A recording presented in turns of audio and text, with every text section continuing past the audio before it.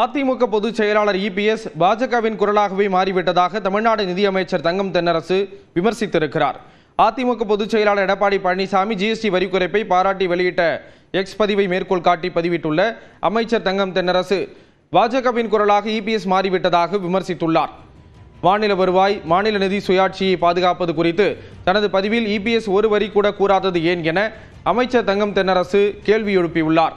தமிழ்நாட்டு நலன்களை பாதுகாக்க மத்திய அரசிடமிருந்து தெளிவான உறுதிப்பாட்டை ஏன் கோரவில்லை என்றும், மாநில உரிமைகள் மற்றும் கூட்டாட்சி நீதிக்காக குரல் எழுப்புமாறும் இபிஎஸ்ஐ தங்கம் தென்னரசு வலியுறுத்தியுள்ளார்.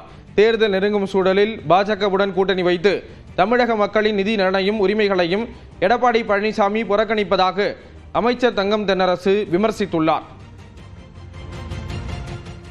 தமிழ்நாட்டில் இன்னும் 4 மாதங்களில் நமது ஆட்சிதான் என கூறிய பாமக தலைவர் அன்புமணி ராமதாஸ், தொண்டர்கள் விரும்பும் கூட்டணி விரைவில் அறிவிக்கப்படும் என்றார். சேலத்தில் அவர் இதனை கூறினார். 4 மாசம் தான் பொறுத்துங்க, அப்ப நம்ம ஆட்சி தான்.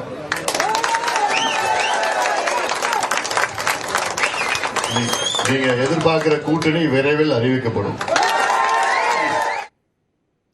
சென்னை டி நகரில் உள்ள ஆர்சியான் கெமிக்கல் நிறுவனத்திற்கு சொந்தமான இடங்களில் வருமான வரித்துறை அதிகாரிகள் சோதனையில் ஈடுபட்டுள்ளனர். ஆர்சியான் கெமிக்கல் நிறுவனத்தின் சென்னை தியாகராய நகரில் மேற்கு கிரசன் சாலையில் உள்ள அலுவலகத்தில் காலை 9 மணி முதல் வருமான வரித்துறை அதிகாரிகள் சோதனை மேற்கொண்டு வருகின்றனர்.